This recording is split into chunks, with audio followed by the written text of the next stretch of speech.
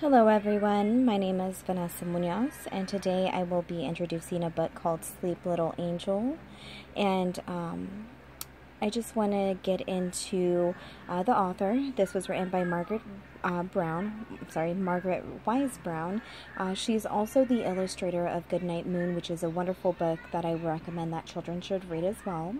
It seems that it's illustrated by Stephen Golbis, which I'm not sure if that's how you correctly pronounce the name, so I'm sorry if I got that wrong.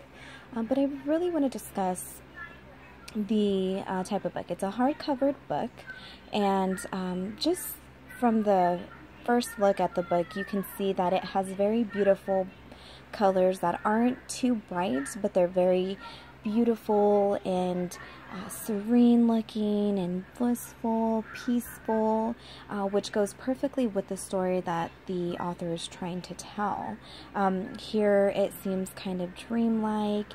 Just the brush strokes seem to fade off as if it were going into a dream, which I really loved how they did that. And basically the story is about putting a child to sleep, and you know, as any parent does, they read their children stories before they go to bed, and it's really a favorite time for children, is, you know, being read different stories. It expands their vocabulary. They're able to use their imagination and gather, you know, their own perspective of the story when they get a look at the pictures and put the word to the photo. So it's very awesome for children to experience.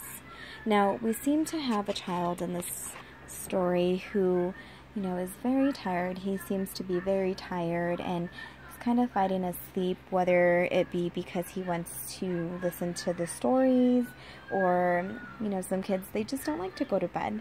So the narrator is trying to get the child to go to sleep, and there's a lot of rhyming in this book. As we can see here, it says, "Sleep little angel, and never you cry. Spring will come and spring will pass by." And so it sounds very smooth, which again was fantastically inputted into this book, that just, you know, it really resonates with the rest of the story and what the illustrator and author were trying to express. So just looking at the brush strokes, I mean, it just seems very like it fades off into a dream, which I really thought was a really great job that they did. Now, something that I noticed right away is that on many of the pages, there seems to be, you know, anywhere from 2 to 5 lines per each 2 pages, which is, you know, it's really good for children. That way they don't have to, it's not too much information. However, there seems to be some bit of advanced vocabulary. When they talk about the flowers in this book, they list off, you know, primroses, and they also list off chrysanthemums, which, you know, would be very hard words for any child to read, and, you know, for most people to even know what those are if they weren't familiar, you know, with any of the flowers or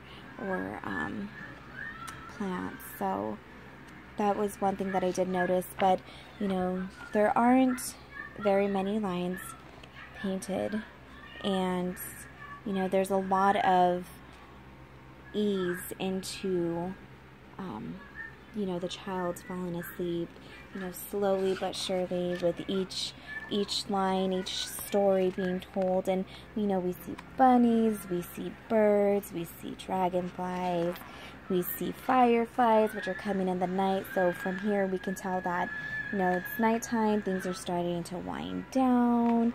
As night approaches, you know, everyone's getting ready for bed, which would perfectly help a child get in the mood that, okay, it's nighttime, it's time to go to bed. And so that's exactly what happens. Also, the vocabulary, it seems the word choice, there's a lot of least you forget, and repetitiveness with that least you forget. And so it's not the way most books would be told today, but it's definitely very entertaining. It's very peaceful and serene. I keep using those two words because that's just what describes this book to me. And I feel that this is a good nighttime story. It can help your little one get into bed, or start, thinking about winding down for bed. So eventually he falls asleep, which is the main purpose that we were trying to get across, and it worked. So I would definitely recommend to read this book if you have any children. This would be a good one to read at nighttime. Thank you.